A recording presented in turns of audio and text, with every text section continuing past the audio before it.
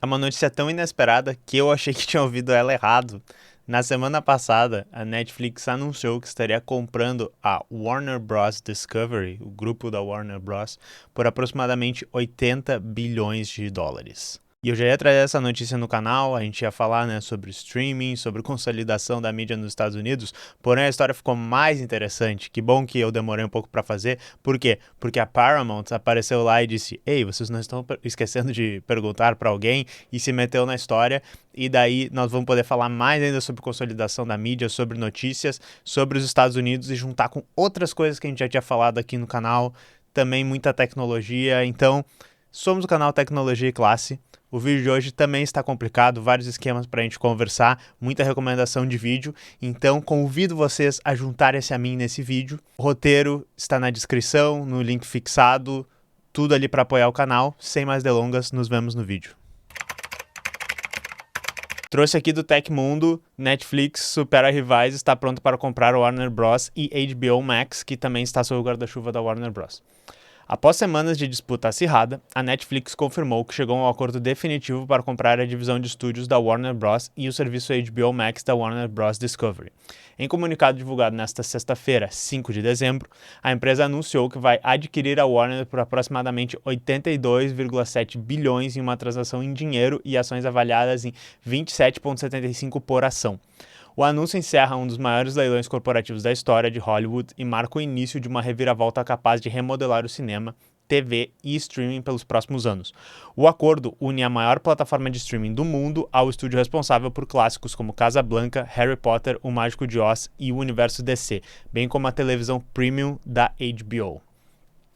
E daí assim, para falar mais sobre o cinema, eu vou recomendar o vídeo do PH Santos, ficou muito bom. A thumbnail já diz tudo. Netflix Warner, vídeo mais completo. É um vídeo muito completo de antes da Paramount, tá? Não sei se ele vai fazer um depois e tal, mas esse vídeo aqui tá muito bom, tem número, tem detalhes, ele tá falando sobre divisões, manja de cinema, tá ligado? O cara já teve dentro dos estúdios da Warner lá, então veja esse vídeo. Outro vídeo que eu vou recomendar também, Felipe Leão também tem um vídeo sobre essa primeira parte, que é a Netflix comprando a Warner, e ele tem um vídeo sobre essa segunda parte, que é o que eu vou focar mais aqui, que é sobre quando a Paramount entra. A análise do Felipe Leão é sempre muito boa, eu curto demais o trabalho dele, então dei uma olhada e eu já aproveito para dizer, tem uma coisa que tem relação, procurem o vídeo dele, eu acho que eu vou deixar também nos roteiros e na descrição aqui, sobre a regulamentação dos streamings no Brasil. É uma coisa extremamente importante. É um assunto que talvez eu traga semana que vem, porque é uma coisa que semana que vem a gente vai estar falando muito sobre isso. Mas enfim, fica recomendado esses dois vídeos. Uma frase que o Felipe Leão fala nesse aqui, que é o que eu queria trazer para vocês, visto que nós não somos um canal de filminho, tô parafraseando, ele diz algo mais ou menos assim: às vezes a gente tem que pensar em mais coisa além do nosso filminho, tá? Porque muito do que o pessoal tem se perguntado, principalmente na mídia especializada de cinema, né? Não tô falando desses dois que eu recomendei, eles vão bem mais profundamente, mas é assim: ah, ok, então agora vai juntar HBO Max e Netflix, agora vai ter mais filmes dentro da Netflix, agora vai subir o preço da Netflix, vai abaixar o preço da Netflix, vai juntar não sei o quê. Tem muitas outras coisas pra gente falar, discussões importantíssimas, como, por exemplo, o futuro das salas de cinema, o destino do mercado de streaming, a merdificação por meio da consolidação desses competidores, né, para usar um termo que a gente, né, popularizou muito aqui no Brasil, que é a enxitification, influência dessas empresas no Brasil e a regulamentação no Brasil. Todas essas coisas a gente poderia falar, mas a gente vai, talvez, aqui no canal tomar uma ênfase mais no sentido da mídia dos Estados Unidos, redes sociais, como isso tem a ver com o discurso político que está rolando nos Estados Unidos agora. Antes da gente entrar nisso, eu não poderia de lembrar de um outro vídeo do canal, que eu adoro esse vídeo, tá, pessoal? Nesse vídeo, que o nome é Como Será a Internet de 2025, a gente lê um texto que é um texto traduzido de 2010. Eu que traduzi esse texto. E ele é um texto, né, de ficção especulativa de 15 anos atrás, sobre como a internet seria em 2025, e ele é escrito como se fosse uma espécie de sátira, né? E é muito interessante porque eu queria ler ele no canal aqui e falar, porque eu lembro de muito tempo atrás ter lido esse texto. E como a gente chegou em 2025, né? Será que o texto acertou? Algumas coisas eles acertaram, tá? Algumas coisas que a gente poderia dizer, eles acertaram sobre a questão da identificação para navegar a internet, que é a legislação que está passando em vários países, na Austrália, no Reino Unido, querem botar aqui no Brasil. Vamos fazer um vídeo bem detalhado sobre isso. Eu estou tentando trabalhar num roteiro bem grande, porque é um assunto muito difícil. Eles acertaram no Clickwork, trabalho para treinar IA, todas essas coisas. E outra coisa que eles acertaram é nesse trecho que eu vou trazer aqui, que é logo no início do texto, e é o trecho que eles chamam Conectando-se à Internet Correta. Lendo do texto aqui. As ofertas de conteúdo dependem da internet que você assina. Caso você tenha contratado a internet Google, Apple, Amazon, terá em um clique acesso a uma enorme biblioteca, muitos filmes, além de um conjunto aprovado de páginas pessoais. No caso de você ter contratado a internet Disney Warner Bros. Viacom, terá acesso a outra biblioteca digital, conjunto de filmes e páginas pessoais aprovadas. Embora não possamos de forma geral recomendar uma internet em detrimento da outra, a rede Gu é ótima para se fazer pesquisas e ter acesso a entretenimento barato, entre parênteses, cachorros falantes, enquanto a rede Diz possui a mais avançada experiência cinematográfica. Por exemplo, carregar o filme em Full 3D de 50 terabytes Wall-E Jr., o retorno demora apenas 1/10 de segundo. Então, enfim, eles estão zoando o fato de que as empresas se consolidam cada vez mais, elas ficam cada vez maiores, e eles disseram, né, que seria a Disney, Warner Bros, Viacom que tá junto. Não é exatamente isso, mas daqui a pouco a Disney compra a Netflix ou alguma coisa assim e a gente vai ver. Mas continuando aqui pro que eu quero falar hoje. Tirando só os liberais econômicos mais idealistas, todo mundo sabe que não é segredo que o capitalismo ele tende ao monopólio. Por um motivo simples, tá? As análises podem ser complexas, você tem que levar a história, você tem que levar as relações econômicas daquele momento em consideração. Mas uma coisa que acaba sempre acontecendo é que, como a competição é uma pressão sobre o lucro do burguês, existe sempre uma possibilidade de reduzir a competição para aumentar a margem de lucro. E isso pode ser feito por meio de cartel, isso pode ser feito por meio de dumping para quebrar os concorrentes, ou isso pode ser feito na compra dos seus concorrentes, nas fusões, esse tipo de coisa. E é isso que a gente está vendo muito na economia dos Estados Unidos. Por que a gente tem visto isso muito agora?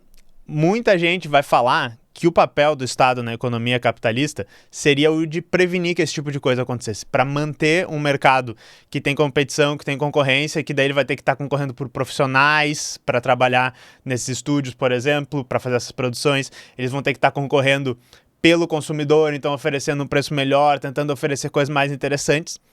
Porém, né, os comunistas sabem que o Estado, na realidade, ele é o balcão de negócios da burguesia. Então, o Estado, ele realmente vai intervir, vai tentar moderar esses conflitos para tentar criar as melhores condições para que essa burguesia aumente seu lucro, aumente seu poder. Claro que isso vai variar de qual momento histórico a gente está, por isso que a gente tem que prestar atenção no momento histórico que os Estados Unidos está agora, um momento em que o governo deles está explicitamente se alinhando a essas companhias, as companhias estão explicitamente se alinhando ao governo, e nem no discurso, né, ideológico mais eles têm dito que existe essa coisa de competição, que existe essa coisa de separação entre o Estado e as empresas e tal. Mas então, eu dizendo isso, vocês podem estar esperando, tá, então o governo Trump ele não vai interferir nessa fusão, né, nessa compra da Netflix da Warner, ele vai lavar as mãos, não vai usar as leis antitrust para tentar impedir isso.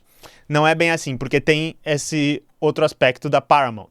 Então eu trouxe de novo uma notícia do Tecmundo aqui, que é Paramount faz oferta hostil para tentar furar Netflix na compra da Warner. No artigo inicial eles falaram, depois de semanas de negociação e outras ofertas, eles decidiram fechar com a Netflix. Uma das empresas que queria comprar a Warner Bros. Discovery era a Paramount. E nós vamos falar sobre quem está no comando da Paramount um pouquinho mais pra frente. Mas eu tirei esse trechinho do artigo aqui que é interessante, que é sobre essa aquisição hostil, que é um conceito que eu já tinha ouvido muito falar, só que eu não sabia exatamente o que era. Não sei se vocês sabiam, mas eu tirei aqui, olha. Também chamada de aquisição hostil, a estratégia adotada pela Paramount para tentar comprar a Warner Bros. Consiste em um tipo de operação em que a oferta é feita diretamente aos acionistas da empresa à venda, sem negociar com os executivos. A transação normalmente envolve um valor atrativo pelos papéis, seria, né, pelas ações. Neste caso, a marca pertencente à Skydance ofereceu $30, R$163, por ações da Warner, acima dos 28, que na realidade era 27 pouquinho, a gente leu ali antes, que a Netflix se comprometeu a pagar. Segundo a empresa, a negociação resultará em 18 bilhões a mais em dinheiro para os acionistas do que a oferta da gigante do streaming. A companhia afirma ter feito ao menos 6 propostas para comprar a concorrente nas últimas 12 semanas, mas o grupo não demonstrou interesse por nenhuma delas. A Paramount agora levou sua oferta diretamente aos acionistas da WBD e ao seu conselho de administração para garantir que eles tenham a oportunidade de buscar essa alternativa claramente superior, destacou em comunicado. E isso tem uma outra relevância muito grande, tá, pessoal? Porque eles falaram Skydance. Skydance é o grupo que comprou a Paramount, e nós já falamos sobre isso no canal, porque nesse vídeo aqui, que é um vídeo bastante completo, também recomendo que vocês vejam, e eu sempre peço desculpa por recomendar tantos vídeos e dizer assim, ó, vocês acharam que vocês estavam vendo um vídeo, mentira, vocês estão vendo 10, porque vocês têm tema, né, vocês têm que ir lá assistir os outros e vir dizer aqui nos comentários que vocês assistiram, deixa um comentário lá. Nesse vídeo, a gente fala sobre a família Ellison, esse cara que tá na thumbnail é o Larry Ellison, o cortador de grama humano. Por que ele é um cortador de grama? Porque o cortador de grama, ele não tem sentimentos, ele não sente pena de você. Se você botar a mão dentro do cortador de grama, ele decepa a sua mão. Este é o Larry Ellison. O pessoal da comunidade do software conhece ele como sendo CEO da Oracle, uma das empresas mais sanguinárias, se é que a gente pode ranquear. Eu nunca gosto de ranquear empresas por piores, mas enfim, essa é a fama da Oracle. E nesse vídeo a gente fala sobre eles serem donos da Paramount Skydance, ou seja, eles são donos de diversas propriedades de mídia e de diversos canais de notícias, e sendo os donos / controladores do TikTok nos Estados Unidos, o que mostra uma consolidação enorme da mídia nos Estados Unidos. E eles queriam comprar a Warner Bros. O que tem de interessante na Warner Bros., além de todos os filmes, além da HBO? Tem canais de TV. Qual canal de TV tem? CNN. A CNN é um canal gigante lá nos Estados Unidos. E daí eu peguei essa matéria aqui do próprio CNN.com, que tá falando sobre o que o Trump acha dessa venda e o que ele acha da própria CNN. E daí eu tirei esse trechinho, olha só. Os próprios repórteres da CNN na Casa Branca também ouviram de fontes sobre o interesse do presidente no assunto. Eles relataram que assessores da Casa Branca especulam há tempo sobre quem compraria a Warner Bros. Discovery e que o presidente disse a seus assessores que apoiaria uma mudança na liderança da emissora. Trump confirmou isso na quarta-feira, dizendo: "Acho que as pessoas que comandaram a CNN nos últimos anos são uma vergonha. Acho imprescindível que a CNN seja vendida." O presidente prosseguiu, alegando que a emissora espalha veneno e mentiras e enfatizando que não gostaria que os atuais líderes da CNN permanecessem no comando. E daí a parte mais engraçada que eu coloquei essa linha a mais é: um porta-voz da CNN se recusou ao comentário. Então, sei lá, no CNN.com sai uma matéria sobre a CNN e daí o porta-voz da CNN disse sem comentários, tá ligado? Isso aqui é independência editorial. E daí, enfim, eu tô pintando toda uma história, depois eu vou fazer um resuminho pra vocês, mas tem mais uma coisa pra gente falar, que é o que a gente fala naquele vídeo sobre o Larry Ellison, sobre o algoritmo do TikTok. Teve uma situação bem específica de censura e alinhamento com o governo do Trump que aconteceu agora durante esse ano. Durante essa última eleição do Trump, o Trump tinha aberto um processo com relação a uma emissora do grupo Skydance, porque ele se sentiu tratado injustamente num debate lá. Esse processo não era um negócio que ia dar em nada, o pessoal tava achando que, tipo, sei lá, era um assédio jurídico, assim, a emissora ia ganhar do Trump. Só que daí o que acontece? Trump é eleito e a Paramount e a Skydance querem fazer uma fusão. Esse grupo, Skydance, quer comprar a Paramount. Aí tem um processo antitrust, o governo precisa regulamentar, que nem eu disse. E daí o processo resolve, eles pagam uma indenização pro Trump. Trump, você venceu o processo, né? Deixa pra lá esse tipo de coisa. E é aprovada a fusão do grupo Paramount Skydance. E seguido disso, a gente tem a censura do Stephen Colbert, que estava denunciando essa situação. Ele perde o programa dele, ok? Então, isso é um caso claríssimo que todo mundo apontou e disse: não, peraí, eles dão uma indenização pro Trump, como uma espécie de propina pro Trump. Daí o governo Trump aprova a fusão e daí eles ainda fazem um favor pro Trump, tirando um cara que é crítico dele, um cara que estava denunciando essa situação do canal. E daí não relacionado especificamente com a Paramount Skydance, mas a gente tem a situação explícita também de censura que o Jimmy Kimmel sofre lá por falar um track que todo mundo sabe, que o Charlie Kirk não foi morto por um militante antifa trans de esquerda, ele foi morto por provavelmente um terrorista estocástico de extrema direita. E ele também, né, é censurado, ele já ganhou o programa dele de volta, teve toda uma coisa, mas foi explicitamente o pessoal que deveria fazer a regulamentação da mídia dizendo: ó, vocês tinham que censurar esse cara aqui, o governo se metendo muito nessa questão. Só que assim, pra resumir toda a situação, né, Netflix agora está com o contrato anunciado, a Netflix vai comprar a Warner. A Paramount chega e diz assim: não, vou fazer a oferta hostil pros acionistas. E daí a situação do governo dos Estados Unidos é mais ou menos assim: o Trump prefere que a Paramount compre a Warner. Naquele artigo ali, não tá escrito isso, não tá escrito o Trump dizendo: eu prefiro que a Paramount compre a Warner. Mas Larry Ellison, fechadaço com o governo Trump, vocês têm que ver, né, o outro vídeo ali, Paramount Skydance, fechadaça com o governo Trump, vários exemplos que eles ideologicamente já se alinharam a eles, fizeram mudança, censura dentro da emissora para estar alinhado. Então o Trump preferiria, né, que a Paramount comprasse a Warner. Para os acionistas que receberam essa oferta, não só é uma oferta melhor, eles vão tirar mais dinheiro. Ah, e outra coisa que eu esqueci de dizer também, por que a Warner quer vender nesse momento, né? Eu acho que faz sentido a gente adicionar aqui. A Warner tá com uma dívida, tá com problemas ali, ela está fragilizada. É um momento que ela tá precisando vender para resolver uns BOs ali da empresa, e é nisso aí que o Netflix estaria se aproveitando, né, para conseguir comprar. Mas voltando assim, se as pessoas que têm as ações, né, os papéis da Warner lá, veem assim, ok, a Paramount está oferecendo mais dinheiro. Só que mais que isso ainda, se o Trump prefere que a Paramount compre a Warner, e se talvez ele possa implicar com o Netflix comprando, pode ser que esse contrato não saia, pode ser que o antitrust diga, não vamos aprovar isso.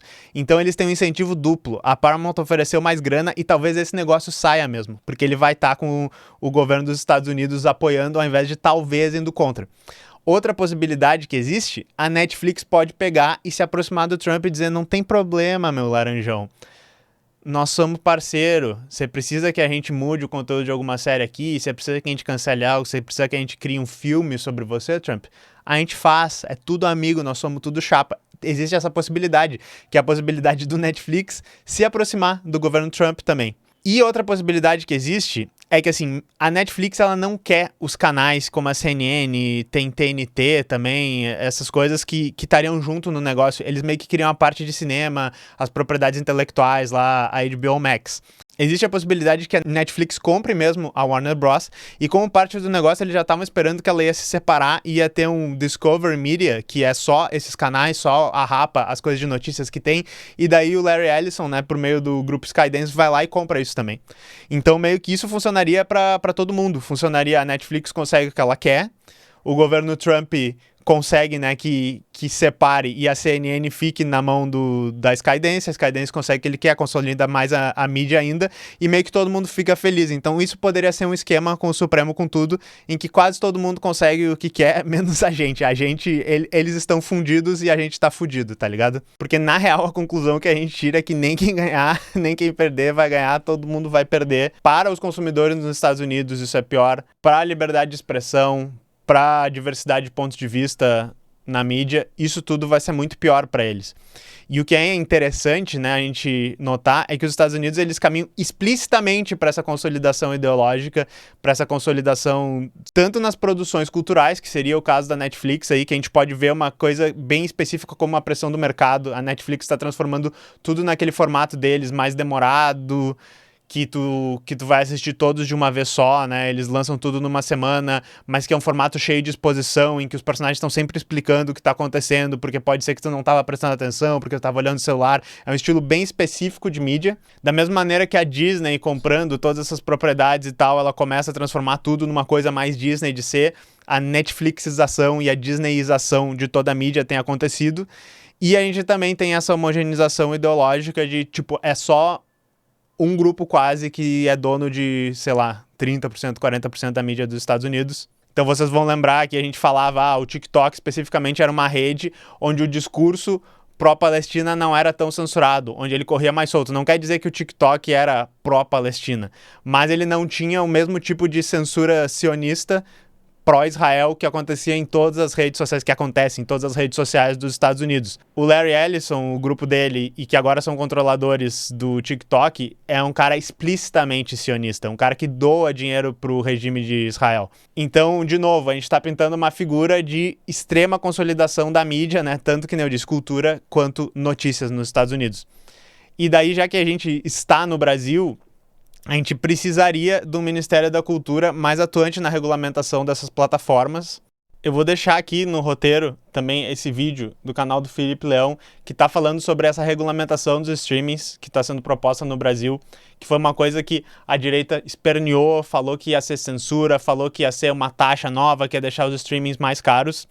O Felipe Leão explica muito bem isso. Isso seria uma maneira da gente garantir que essas plataformas iam pelo menos estar deixando alguma coisa para o fomento da indústria nacional, iam estar deixando um espaço para produções nacionais, ao invés de estar só, né, ocupando o espaço das nossas produções, influenciando o nosso gosto aqui. Só que nessa lei foi sendo desidratada, Hoje está em algo próximo de que cada um desses serviços teria que pagar 1% para o fundo setorial e ainda esse 1% vai ser destinado a eles fazerem os originais deles com atores brasileiros. Então eles vão estar fazendo filmes estadunidenses com atores brasileiros, assim. Não seria uma grande vitória. Então eu gosto muito do comentário do professor Felipe Leão falando sobre isso, porque idealmente a gente poderia ter um Ministério da Cultura que está preocupado com a influência dessas plataformas, está preocupado com a invasão da ideologia dessas plataformas dentro do nosso país e que poderia estar buscando, né, uma menor influência delas, uma maior independência dos artistas aqui, dos produtores aqui, das plataformas daqui, porque não só eles estão tirando economicamente o nosso mercado, mas eles estão explicitamente buscando essa influência ideológica dentro. Não que os Estados Unidos não tenha sempre feito isso, mas hoje eu tô sempre tendo que falar isso. Eles estão explicitamente nesse modo, dizendo assim, nós somos superiores, nossa cultura é superior, nós controlamos a mídia, nós controlamos a cultura, é tudo aqui dentro do Trump e dos chapas dele. E esse tipo de regulamentação meia bomba, como está sendo proposto, sendo influenciado pelos sindicatos da indústria, a Streama lá, que é um sindicato de todas as empresas de streaming, é uma vergonha, tá? Então, recomendado PH Santos, recomendado Felipe Leão, muitos PHs aqui na internet. Mas é isso sobre esse assunto. Espero que tenha dado para entender os esquemas. É uma história que acabou sendo mais interessante do que parecia. Inicialmente eu achei que isso ia fazer assim, o quê? Como a Netflix pode comprar a Warner Bros? E daí virou, né, uma novelinha mexicana de um compra, o outro não vende, não sei o que. Foi bem interessante e tudo vira fascismo dos Estados Unidos, está na nossa porta, está nos ameaçando. Mas essa é a experiência, né, canal Teclas Premium, tá? Então se vocês apoiam o canal, deixem um like para ganhar o Teclas Premium, deixem um comentário e nós nos vemos na próxima. Falou!